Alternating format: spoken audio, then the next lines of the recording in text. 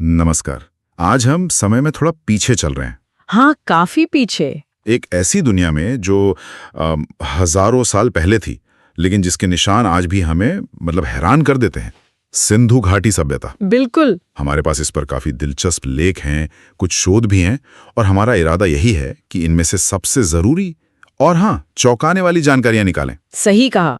और ये सिर्फ आप देखिए ईंटों और खंडरों की बात नहीं है। नहीं, ये कहानी है एक बेहद विकसित समाज की, उनकी सोच, उनकी तकनीक और उनके अचानक गायब हो जाने के रहस्य की भी। वो रहस्य तो है ही। तो देखते हैं कि हमारे जो स्रोत हैं वो इस प्राचीन पहेली की कौन सी कड़ियां जोड़ पाते हैं। तो चलिए शुरू करते हैं। इस सभ्यता के जो बिखरे हुए टुकड़े हैं उन्हें जोड़ने की कोशिश करते हैं और देखते हैं कि ये हमें क्या कहानी सुनाते हैं। अच्छा, सबसे पहले ये पता कैसे चला कि इतनी बड़ी सभ्यता थी भी? इसका मिलना भी तो अपने आप में कहानी है ना। हाँ, ये तो है। कहानी दिलचस्प है। बात है करीब 1850 के दशक की। अच्छा। जब कराची लाहौर रेलवे लाइन बिछाई जा रही थी। हाँ। तो वहाँ बर्टन बंधु थे, इंजीनियर्स। उन्हें कुछ पुरानी ईंटें मिली, कुछ खंडहर दिखे। उन्होंने इसकी सूचना दी तो सही, पर शायद उस वक्त किसी ने इसकी अहमियत समझी नहीं। होता है अक्सर। असल काम तो शुरू हुआ 1921 में, जब राय बहादुर दयाराम साहनी ने हड़प्पा में अव्यवस्थित खुदाई शुरू की। अच्छा, 1921 में? जी। और अगले ही साल 1922 में राखलदास बनर्जी ने मोहनजोदड़ो में। और ये सब हुआ सर जॉन मार्शल के नेतृत्व में। और तब जाके दुनिया को पता चला कि ये कोई छोटी मोटी बस्तियां नहीं थी। बिल्कुल नहीं। ये तो एक बहुत बड़ी फैली हुई सभ्यता के शहर थे। अच्छा, इसका फैलाव कितना था? कितना बड़ा एरिया था ये? फैलाव तो अविश्वसनीय था। आप सोचिए, जो जानकारी है हमारे पास उसके हिसाब से लगभग 13 लाख वर्ग किलोमीटर से लेकर कुछ अनुमान तो 20 लाख तक भी कहते हैं। 20 लाख! बाप रे। जी। और ये उस जमाने की जो मिस्र और मेसोपोटामिया की सभ्यताएं थी, जो बहुत फेमस है। बिल्कुल, उनके कुल एरिया को मिला लें उससे भी कहीं ज्यादा बड़ा था ये। कमाल है। तो कौन कौन से इलाके आते थे इसमें? आज के हिसाब से देखें तो पाकिस्तान का बड़ा हिस्सा, और भारत में भी पंजाब, सिंध, बलूचिस्तान, गुजरात, राजस्थान, हरियाणा, पश्चिमी उत्तर प्रदेश का हिस्सा। अच्छा खासा बड़ा इलाका है। और अफगानिस्तान के भी कुछ हिस्से इसमें शामिल थे। यानी कि अगर नक्शे पर देखें तो उत्तर में मांडा जम्मू में, वहां से लेकर दक्षिण में दैमाबाद महाराष्ट्र तक, और पश्चिम में सुतका गेंडोर बलूचिस्तान से लेकर पूर्व में आलमगीरपुर मेरठ के पास तक। बिल्कुल सही। ये तो वाकई एक साम्राज्य जैसा लगता है। और ये कांस्य युग की सभ्यता थी, है ना, ब्रॉन्ज एज। कांस्य युग। समय की बात करें तो मोटे तौर पर इसका जो परिपक्व काल, जब ये अपने चरम पर थी, वो 2600 ईसा पूर्व से 1900 ईसा पूर्व के बीच माना जाता है। ठीक है। और सिर्फ फैलाव ही नहीं, इन शहरों की जो बनावट थी वो देखकर तो आज के आर्किटेक्ट्स भी हैरान रह जाएं। सही कहा, वही मैं कहने वाला था। इनकी नगर योजना, टाउन प्लानिंग कमाल की थी। एकदम सीधी सड़कें, जो एक दूसरे को 90 डिग्री समकोण पर काटती थी, जैसे किसी ने पहले पूरा नक्शा बनाया हो, ग्रिड बिछाया हो। बिल्कुल। शहर आयताकार ब्लॉक्स में बटे हुए थे। ये उस जमाने में कैसे सोच पाए, कैसे कर पाए ये लोग? यही तो बात है, प्लानिंग जबरदस्त थी। और ज्यादातर शहरों में 2 मुख्य हिस्से दिखते हैं। 2 हिस्से? एक पश्चिमी टीला जो थोड़ा ऊंचा होता था और अक्सर किलाबंद होता था। इसे दुर्ग या सिटाडेल कहते हैं। अच्छा, दुर्ग। शायद यहाँ शासक वर्ग या जो भी महत्वपूर्ण लोग थे वो रहते होंगे। और दूसरा हिस्सा पूर्व में होता था, जो निचला शहर कहलाता था। ये बड़ा होता था, यहाँ आम लोग रहते थे। ठीक है। और सबसे खास बात क्या है, इन शहरों में पक्की ईंटों का, बेक्ड ब्रिक्स का जमकर इस्तेमाल हुआ है। पक्की ईंटें उस जमाने में? और वो भी ज्यादातर एक स्टैंडर्ड साइज की भी। जी हाँ, ये चीज मिस्र की जो समकालीन सभ्यता थी उससे बिल्कुल अलग थी। वहाँ कच्ची ईंटें ज्यादा चलती थी। ये तो बड़ी बात है। अच्छा, और वो जो मोहनजोदाड़ो का विशाल स्नानागार है, ग्रेट बाथ, उसका जिक्र तो हर जगह आता है, वो क्या था? वो दुर्ग वाले हिस्से में मिला है। एक बड़ा सा आयताकार तालाब है। कितना बड़ा? करीब 12 मीटर लंबा, 7 मीटर चौड़ा और 2.5 मीटर गहरा। काफी बड़ा है। और दोनों तरफ से उसमें उतरने के लिए सीढ़ियां बनी है। पास में छोटे छोटे कमरे भी हैं, शायद कपड़े बदलने के लिए, और पानी भरने के लिए पास में कुआं भी मिला है। अच्छा। और इसकी बनावट देखिए, फर्श और दीवारें पक्की ईंटों की है और उन्हें वाटरप्रूफ बनाने के लिए बिटुमेन मतलब डामर जैसा कुछ उसका लेप लगाया गया था। कमाल की इंजीनियरिंग है। इसका इस्तेमाल क्यों होता होगा? अंदाजा यही है कि शायद ये किसी धार्मिक स्नान या खास अनुष्ठान के लिए इस्तेमाल होता होगा, जैसे भारत में बाद में भी पवित्र तालाबों का महत्व रहा है, कुछ वैसा ही हो सकता है। और वहाँ एक विशाल अन्नागार मतलब अनाज का गोदाम, ग्रेनरी, वो भी मिली है। जी, मोहनजोदड़ो में एक बहुत बड़ी इमारत मिली है जिसे अन्नागार माना जाता है, लेकिन हड़प्पा में ये चीज और साफ दिखती है। हड़प्पा में? हाँ, हड़प्पा में दुर्ग के अंदर ईंटों के चबूतरों पर बने 6 अन्न भंडारों की 2 कतारें मिली हैं। 12 भंडार? हाँ, और उनके पास फर्श में दरारें मिली हैं जिनमें गेहूं और जौ के दाने फंसे मिले हैं। लगता है वहां अनाज साफ भी किया जाता था। तो ये दिखाता है कि अनाज इकट्ठा करना, उसका भंडारण करना, ये सब बड़े व्यवस्थित तरीके से होता था। और पास में ही मजदूरों के रहने के लिए बैरक जैसे घर भी मिले हैं। यानी एक पूरी ऑर्गेनाइज्ड व्यवस्था थी। बिल्कुल, एक संगठित व्यवस्था की तरफ इशारा करता है ये सब। और पानी की निकासी का सिस्टम, ड्रेनेज सिस्टम, वो तो कहते हैं आज के जमाने को भी मात देता है। सही बात है। सफाई का ध्यान बहुत ज्यादा रखा गया था। आज भी कई शहरों में वैसा इंतजाम देखने को नहीं मिलता जैसा वहां था। हर घर में अपना स्नानागार, बाथरूम। हाँ, ज्यादातर घरों में स्नानागार और आंगन होता था। और घर से पानी निकालने के लिए नालियां बनी थी जो बाहर सड़क की मुख्य नाली से जुड़ती थी। और वो नालियां भी ढकी हुई थी। हाँ, सबसे बड़ी बात वो ढकी हुई होती थी ताकि गंदगी ना फैले। और उनमें सफाई के लिए बीच बीच में मैनहोल जैसे छेद भी थे, पत्थर या ईंटों से ढके हुए। कमाल है। कालीबंगा जैसे शहरों में तो कई घरों में अपने कुएं की मिले हैं। अपना कुआं? जी। और अगर जल प्रबंधन, वाटर मैनेजमेंट की बात करें तो धोलावीरा का नाम लेना पड़ेगा जो गुजरात में है। धोलावीरा, हाँ, वहाँ क्या खास है? वहाँ पानी सहेजने की, वाटर हार्वेस्टिंग की कमाल की तकनीक देखने को मिलती है। बड़े बड़े जलाशय यानी रिजर्वॉयर मिले हैं, बावड़ियां मिली हैं, मोहनजोदड़ो के ग्रेट बाथ से भी बड़े। अच्छा। शायद सूखे के समय या पानी की कमी के दौरान इनका इस्तेमाल होता होगा। और धोलावीरा का नगर नियोजन भी थोड़ा अलग है। वहाँ शहर 3 हिस्सों में बटा था, दुर्ग, मध्य नगर और निचला नगर। 3 हिस्सों में? ये भी अलग है। हाँ। और लोथल, वहां तो बंदरगाह मिला है ना, डॉकयार्ड। बिल्कुल, लोथल जो गुजरात में ही है, वहां एक बड़ा सा ईंटों का ढांचा मिला है जिसे गोदीवाड़ा या बंदरगाह माना जाता है। ये सीधे सीधे समुद्री व्यापार का बहुत बड़ा सबूत है। तो मतलब ये लोग समुद्र के रास्ते भी व्यापार करते थे? जाहिर है। और कालीबंगा, राजस्थान में, वहां से जुते हुए खेत के निशान मिले हैं। जूते हुए खेत? हाँ, हल से जुताई के निशान जो दुनिया के सबसे पुराने प्रमाणों में से एक माने जाते हैं। कमाल है। और वहीं से अग्नि वेदिकाएं या फायर ऑल्टर्स भी मिले हैं। अग्नि वेदिकाएं? तो क्या यज्ञ वगैरह भी होते थे? ये एक सवाल है। लोथल से भी मिली हैं, शायद कोई धार्मिक अनुष्ठान होता हो अग्नि से जुड़ा हुआ।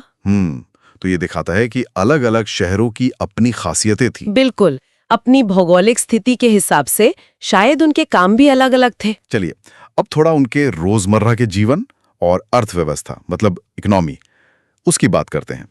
उस जमाने में सिंधु का इलाका कैसा था? आज जैसा ही? नहीं, आज से शायद काफी अलग। जानकार मानते हैं कि तब शायद ज्यादा बारिश होती थी, मौसम ज्यादा नम था। तो ज्यादा हरियाली रही होगी? हाँ, ज्यादा जंगल, ज्यादा उपजाऊ जमीन रही होगी। खेती उनका मुख्य आधार था। क्या उगाते थे? गेहूं और जौ तो मुख्य फसलें थी ही, इसके अलावा राई, मटर, तिल, सरसों, ज्वार जैसी फसलें भी उगाते थे। और कपास, उसका जिक्र बहुत आता है। हाँ, कपास का तो बहुत महत्व है। माना जाता है कि दुनिया में सबसे पहले कपास यहीं उगाया गया। सबसे पहले? जी, और शायद इसी वजह से यूनानी लोग इस इलाके को सिंडन कहने लगे, जो शायद सिंधु शब्द से ही निकला है। अच्छा, सिंडन? बनावली जो हरियाणा में है, वहां से अच्छी किस्म के जौ के दाने मिले हैं। तो खेती तो काफी उन्नत थी। हाँ, इसके साथ पशुपालन भी जरूरी रहा होगा। निश्चित रूप से कृषि के साथ साथ पशुपालन भी बहुत महत्वपूर्ण था। बैल, गाय, भैंस, भेड़, बकरी, सुअर, ये सब पाले जाते थे। बैलगाड़ी का इस्तेमाल होता था? हाँ, बैलगाड़ी के मिट्टी के खिलौने मिले हैं, मुहरों पर भी बैल बने हैं। तो लगता है ढुलाई वगैरह के लिए बैलों का इस्तेमाल होता था। हाथी और गेंडे? उनसे ये लोग परिचित थे, उनकी आकृतियां मुहरों पर मिलती हैं। लेकिन घोड़े की बात करें तो? हाँ, घोड़े का क्या स्टेटस था? घोड़े के पक्के सबूत बहुत कम हैं।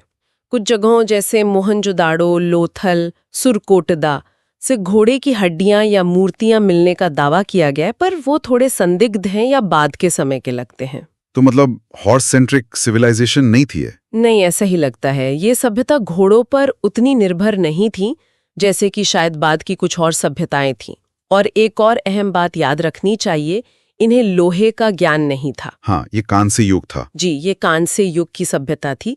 तांबे और टिन को मिलाकर कांसा बनाना जानते थे। अच्छा, तो उद्योग धंधे कैसे थे? क्राफ्ट्स, मिट्टी के बर्तन तो बहुत मिले। हाँ, मिट्टी के बर्तन बनाना, पॉटरी एक बहुत बड़ा उद्योग था।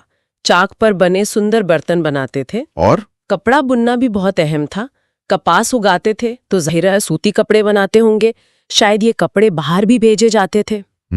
फिर मनके बनाना, बीड मेकिंग, ये भी एक खास उद्योग था।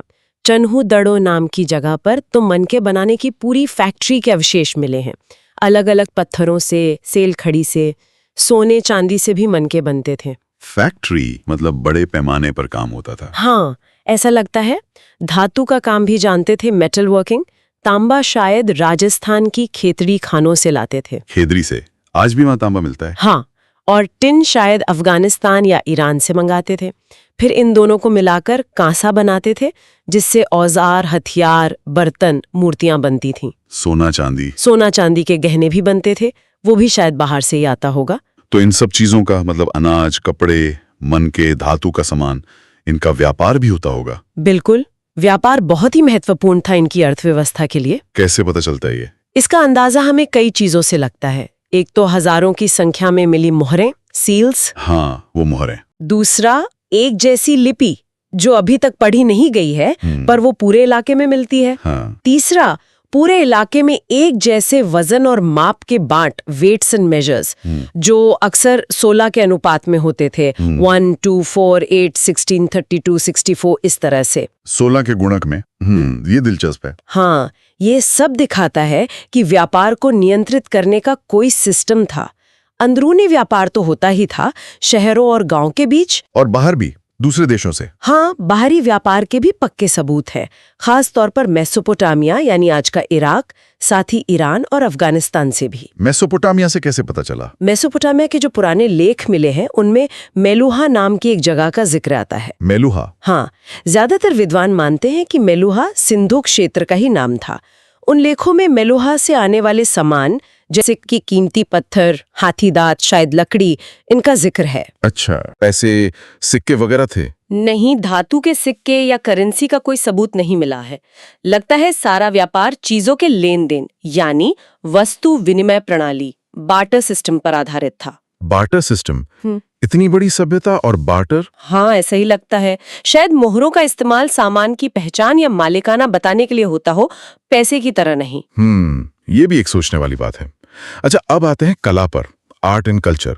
और सबसे पहले तो वो मोहरें, वो अपने आप में कला का नमूना है। सच में करीब 2000 से ज्यादा मोहरें मिल चुकी हैं। ज्यादातर सेल खड़ी यानी स्टीटाइट नाम के नरम पत्थर की बनी है। सेरी खड़ी? हाँ, ज्यादातर चौकोर हैं, पर आयताकार, गोल, बेलनाकार भी मिली हैं। इन पर जानवरों की आकृतियां उकेरी गई हैं और साथ में वो लिपि। आकृतियां बहुत डिटेल्ड होती हैं ना, छोटी सी जगह में। बिल्कुल, छोटी होकर भी बहुत प्रभावशाली हैं, उनमें जान दिखती है। कौन कौन से जानवर बने इन पर? सबसे ज्यादा तो एक सींग वाला जानवर बना है, पता नहीं कौन सा जानवर था। कुछ लोग इसे यूनिकॉर्न जैसा मान लेते हैं। एक सींग वाला? हाँ, एक श्रृंगी। फिर कुबड़ वाला सांड, वृषभ, वो भी बहुत बना है। इसके अलावा हाथी, बाघ, गेंडा, भैंसा, हिरण, मगरमच्छ भी बने हैं। और वो पशुपति मोहर, वो तो बहुत ही फेमस है। हाँ, वो मोहनजोदड़ो से मिली है। उस पर एक आकृति है जो योगी की तरह पालथी मारे बैठी है। योगी की तरह? हाँ, पद्मासन में। उसके 3 मुंह दिखाए गए हैं, सिर पर सींग वाला मुकुट है और उसके चारों ओर 4 जानवर हैं, हाथी, बाघ, गेंडा और भैंसा। नीचे 2 हिरण बने हैं। इसे शिव का आदि रूप मानते हैं। कई विद्वान इसे प्रोटोशिला या शिव का आदि रूप मानते हैं, क्योंकि बाद में शिव को भी पशुपति यानी पशुओं का स्वामी कहा गया और योगी रूप में भी दिखाया गया। दिलचस्प है। और स्वास्तिक का चिन्ह? हाँ, स्वास्तिक के चिन्ह भी मोहरों पर मिलते हैं। और इन मोहरों पर वो रहस्यमय लिखावट, वो लिपि? हाँ, वो लिपि। हर मोहर पर कुछ अक्षर या चिन्ह बने हैं। ये पिक्टोग्राफिक लगती है, मतलब चित्र जैसे अक्षर, पर इसे आज तक कोई पढ़ नहीं पाया है। अगर ये पढ़ ली जाए तो सोचिए कितने राज खुल सकते हैं। बिल्कुल, ये इस सभ्यता को समझने की सबसे बड़ी चाबी हो सकती है जो अभी खोई हुई है। अच्छा, मूर्तिकला की बात करें, मूर्तियां कैसी मिली हैं? मूर्तियां कई तरह की मिली हैं। सबसे ज्यादा तो पकी मिट्टी यानी टेराकोटा की मूर्तियां मिली हैं। टेराकोटा की? हाँ, और उनमें भी सबसे ज्यादा नारी मूर्तियां हैं जिन्हें मातृ देवी या मदर गॉडेस माना जाता है। मातृ देवी? जी, ये मूर्तियां गहने पहने हुए हैं, सिर पर पंखे जैसी कोई अजीब सी चीज पहने हुए हैं। एक मूर्ति ऐसी भी मिली है जिसमें स्त्री के गर्भ से पौधा निकलता दिखाया गया है। गर्भ से पौधा? हाँ, जो शायद धरती माता या उर्वरता की देवी की पूजा का प्रतीक हो सकता है। और खिलौने? हाँ, मिट्टी के खिलौने भी बहुत मिले हैं। छोटी छोटी बैलगाड़ियां, जानवर जैसे बैल, बंदर, पक्षी और सीटियां भी मिली हैं। बच्चों को खेलने के लिए? शायद ये दिखाता है कि उनका जीवन सिर्फ काम और धर्म तक ही सीमित नहीं था। और धातु की मूर्तियां, वो कांसे की नर्तकी वाली मूर्ति? हाँ, वो तो बहुत ही प्रसिद्ध है, मोहनजोदड़ो से मिली है, कांसे की बनी है, लॉस्ट वैक्स तकनीक से। Lost wax? हाँ, ये धातु ढलाई की एक पुरानी तकनीक है। मूर्ति करीब 4 इंच ही ऊंची है, लेकिन उसका पोस्चर, उसका आत्मविश्वास गजब का है। कैसी दिखती है वो? में हार और एक हाथ में ऊपर तक चूड़ियां पहनी हुई हैं। एक हाथ कमर पर है, दूसरा शायद घुटने पर टिका है, बाल जूड़े में बंधे हैं। ये दिखाती है कि उनकी धातु कला कितनी उन्नत थी। बिल्कुल, सजीवता है उसमें। पत्थर की मूर्तियां ज्यादा नहीं मिली हैं शायद। हाँ, धातु और मिट्टी की तुलना में पत्थर की मूर्तियां कम हैं, पर जो मिली हैं वो भी महत्वपूर्ण है। जैसे हड़प्पा से 2 पुरुषों के धड़ मिले हैं। एक लाल बलुआ पत्थर का है, काफी यथार्थवादी बना है। दूसरा शायद किसी नृत्य मुद्रा में है, उसका शरीर थोड़ा मुड़ा हुआ है। और मोहनजोदड़ो से वो दाढ़ी वाले पुजारी की मूर्ति? हाँ, वो सेलखड़ी की बनी आवक्ष प्रतिमा है, मतलब सिर्फ कंधे तक का हिस्सा। दाढ़ी है, मूछें नहीं है, आंखें आधी बंद हैं जैसे ध्यान में हो, और उसने एक शॉल ओढ़ रखी है जिस पर 3 पत्तियों वाला डिजाइन, तिपतिया पैटर्न बना हुआ है। इसे प्रीस्ट किंग या योगी माना जाता है।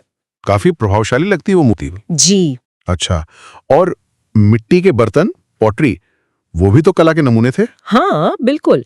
ज्यादातर बर्तन चाक पर बनाए जाते थे, बहुत अच्छी क्वालिटी के, आमतौर पर लाल या गुलाबी रंग के होते थे, और उन पर काले रंग से डिजाइन बनाए जाते थे। कैसे डिजाइन? ज्यामितीय डिजाइन होते थे, गोल, चौकोर, लाइनें। इसके अलावा पेड़ पौधे जैसे पीपल का पत्ता, खजूर का पेड़, जानवर पक्षी भी बनाते थे जैसे मोर, हिरण, मछली, बत्तख। मोर भी? हाँ, मोर काफी लोकप्रिय लगता है। कुछ बर्तनों पर तो पूरी कहानी जैसे चित्र भी मिलते हैं, जैसे एक लोमड़ी और कौवे वाली कहानी जैसा कुछ। पंचतंत्र वाली? कुछ वैसा ही लगता है। तो उनकी कला सिर्फ बड़ी मूर्तियों या मोहरों में नहीं, बल्कि रोजमर्रा के इस्तेमाल की चीजों जैसे बर्तनों में भी दिखती है। अच्छा, अब थोड़ा समाज और धर्म के बारे में बात करते हैं। क्या पता चलता है इन चीजों से उनके समाज के बारे में? क्या कोई ऊंच नीच वर्ग भेद था? देखिए, शहर की जो बनावट है, दुर्ग और निचला शहर, उससे थोड़ा अंदाजा तो लगता है कि शायद समाज में कुछ वर्ग भेद रहा होगा। कि कुछ लोग ज्यादा महत्वपूर्ण थे, ऊंची जगह पे रहते थे। हाँ, शायद शासक वर्ग या पुरोहित वर्ग या अमीर व्यापारी वर्ग दुर्ग में रहता हो और आम कारीगर मजदूर निचले शहर में। पर यह सिर्फ अनुमान है। शासक कौन थे ये पता है? कोई राजा? ये साफ नहीं है। कोई बड़े महल जैसी इमारत नहीं मिली है, राजाओं जैसी कोई कब्रें भी नहीं मिली हैं। तो ये कहना मुश्किल है कि शासन किसके हाथ में था। तो क्या थियोरीज हैं? कुछ विद्वान मानते हैं कि शायद व्यापारी वर्ग का शासन था, क्योंकि व्यापार इतना महत्वपूर्ण था। कुछ कहते हैं कि शायद पुरोहित वर्ग का दबदबा था, जैसा मेसोपोटामिया में था।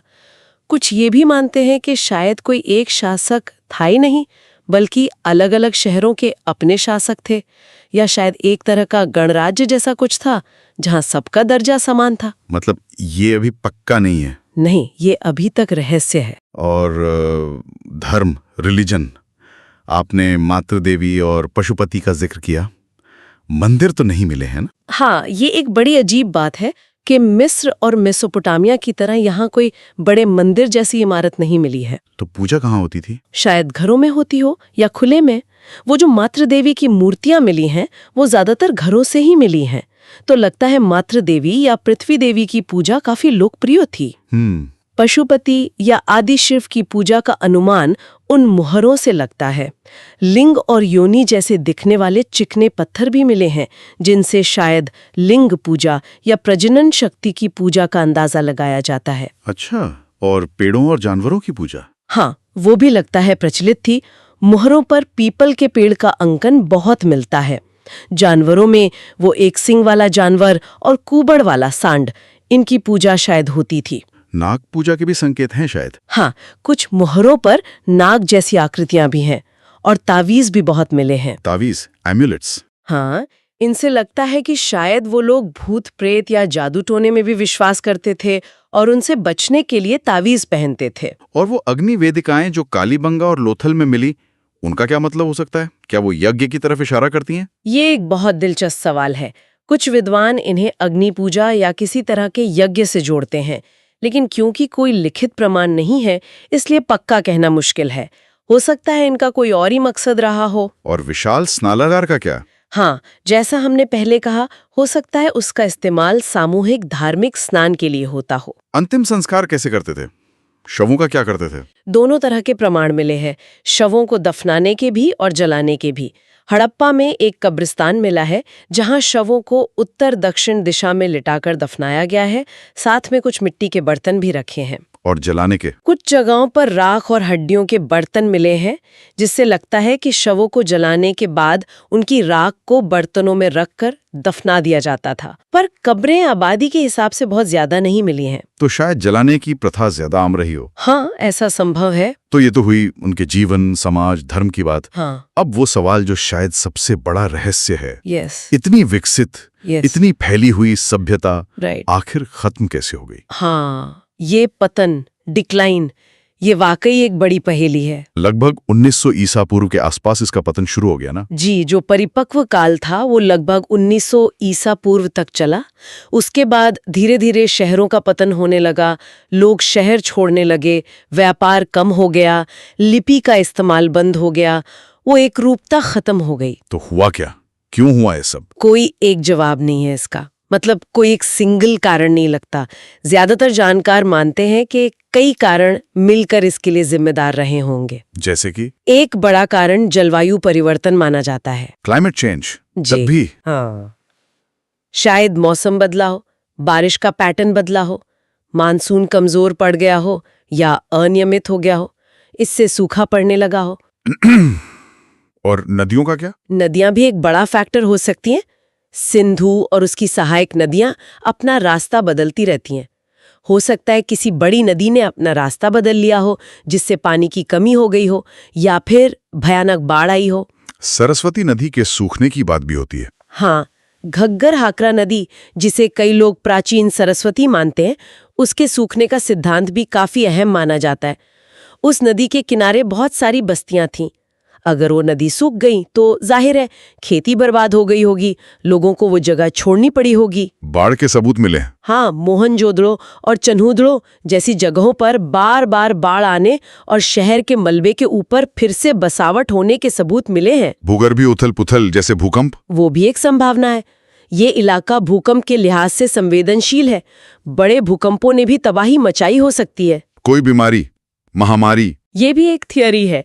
जब शहर घने बसे हों, सफाई व्यवस्था चरमरा जाए, तो महामारी फैलने का खतरा रहता है। और वो आर्यों के आक्रमण वाली थियरी, उसका क्या हुआ? हाँ, वो एक समय में काफी लोकप्रिय थियरी थी, जिसे मोर्टिमर व्हीलर जैसे पुरातत्वविदों ने आगे बढ़ाया था। किस आधार पर? आधार था ऋग्वेद में इंद्र देवता को पुरंदर यानी किलों को नष्ट करने वाला कहा जाना, और मोहनजोदड़ो में कुछ जगहों पर बिखरे हुए कंकाल मिले थे, कुछ पर चोट के निशान भी थे। तो ये कहा गया कि बाहर से आए आर्यों ने हमला करके इन शहरों को तबाह कर दिया और सभ्यता खत्म हो गई। लेकिन क्या ये थियरी अभी भी मानी जाती है? नहीं, अब ज्यादातर विद्वान इस आक्रमण वाली थियरी से सहमत नहीं है। क्यों? पहली बात तो ये कि जो कंकाल मिले हैं उनकी संख्या बहुत कम है और वो किसी एक ही समय के नहीं लगते। दूसरी बात, बड़े पैमाने पर लड़ाई, आगजनी या विनाश के वैसे पुरातात्विक सबूत नहीं मिलते जो किसी बड़े हमले की पुष्टि करें, और कालक्रम में भी शायद अंतर है। तो अब आम सहमति क्या है? अब आम सोच ये है कि पतन किसी एक घटना जैसे आक्रमण से नहीं हुआ, बल्कि एक धीमी प्रक्रिया थी। धीमी प्रक्रिया। हाँ, जिसमें शायद जलवायु परिवर्तन, नदियों का बदलना, जमीन का अनुपजाऊ होना, संसाधनों की कमी, व्यापार में गिरावट और शायद अंदरूनी सामाजिक और आर्थिक समस्याएं, इन सब ने मिलकर भूमिका निभाई। मतलब कई चीजें एक साथ हुई। जी, सभ्यता एकदम से गायब नहीं हुई, बल्कि धीरे धीरे उसकी जो शहरी खासियतें थीं, बड़ी इमारतें, नगर नियोजन, लिपि, मोहरें, मानकीकृत बांट, वो खत्म होती गईं। लोग शायद पूर्व और दक्षिण की तरफ छोटी ग्रामीण बस्तियों में जाकर बसने लगे। संस्कृति बदली, लेकिन शायद लोग पूरी तरह खत्म नहीं हुए। तो ये थी सिंधु घाटी सभ्यता की कहानी, या कहें कि कहानी का वो हिस्सा जो हमें उपलब्ध स्रोतों से पता चलता है। एक कमाल की शहर योजना, दूर दूर तक फैला व्यापार, एक अनोखी कला, एक ऐसी लिपि जिसे हम पढ़ नहीं पाए, और एक अंत जो आज भी पूरी तरह समझा नहीं जा सका है। हाँ, कदम पर सवाल उठते हैं। कौन थे ये लोग असल में? क्या भाषा बोलते थे? उनका समाज ठीक ठीक कैसे काम करता था? उनकी लिपि में आखिर लिखा क्या है? धर्म की पूरी तस्वीर क्या थी? बहुत सारे सवाल हैं। और जाते जाते एक विचार और छोड़ जाते हैं श्रोताओं के लिए। हाँ, हाल की कुछ जेनेटिक स्टडीज हुई हैं, जैसे हरियाणा के राखीगढ़ी में मिले कंकालों की डीएनए का विश्लेषण किया गया। हाँ, वो काफी चर्चा में रही हैं। और उनसे जो पता चला है वो पुरानी आर्य आक्रमण जैसी धारणाओं को और कमजोर करता है। क्या पता चला है? उसमें दिखता है कि सिंधु घाटी के लोगों के डीएनए में मुख्य रूप से दो प्राचीन आबादियों का मिश्रण था। एक तो स्थानीय दक्षिण एशियाई शिकारी संग्राहक और दूसरे प्राचीन ईरानी किसान या चरवाहे। अच्छा। लेकिन मध्य एशिया के स्टेपीज के लोगों का जेनेटिक निशान, जिसे बाद के आर्यों के आगमन से जोड़ा जाता है, वो उस समय के सिंधु घाटी के कंकालों में लगभग नहीं मिलता। ये तो बड़ी बात है। हाँ, तो ये एक ज्यादा जटिल तस्वीर पेश करता है। ये दिखाता है कि आबादी का मिश्रण और प्रवास शायद पहले से हो रहा था, और आर्य आक्रमण वाली थ्योरी शायद उतनी सीधी नहीं है। बिल्कुल, ये आनुवंशिक अध्ययन नए रास्ते खोल रहे हैं। तो सवाल ये उठता है कि भविष्य में अगर लिपि पढ़ ली जाती है, या और नई पुरातात्विक खोजें होती हैं, या जेनेटिक स्टडीज से और नतीजे आते हैं, तो इन लोगों की असली पहचान, उनकी जड़ें कहाँ थीं, और उनकी विरासत आज हम में कितनी है, इसके बारे में हमें और क्या चौंकाने वाली बातें पता चल सकती हैं। सोचने के लिए वाकई बहुत कुछ है। हाँ, इतिहास हमेशा हमें चौंकाता रहता है। बिल्कुल। तो अगली बार फिर मिलेंगे किसी और विषय की ऐसी ही गहरी पड़ताल के साथ। तब तक सोचते रहिए।